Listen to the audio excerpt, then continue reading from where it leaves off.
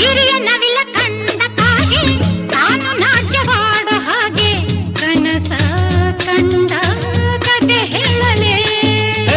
ಹೆಣ್ಣು ನವಿಲು ಅಂದವಿಲ್ಲ, ಗರಿಯ ಸೊಬಗು ಹೊಂದಲಿಲ್ಲ, ಕುಣಿವ ನವಿಲು ಗಂಡು ಕೇಳಲೆ.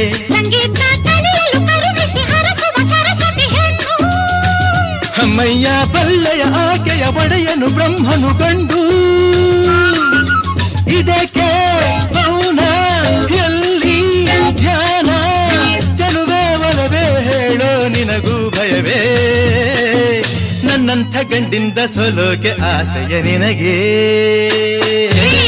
ನನ್ನ ನೀನು ಗೆಲ್ಲಲಾರೆ ಹಿಡಿದು ಹಿಡಿದು ಛಲಬೇಸಕ್ಕೆ. ಎಲ್ಲರೆದುರು ಮಾನ ಹೋಗಿ ಕೊನೆಗೆ ಮನೆಗೆ ಓಡುವೆ.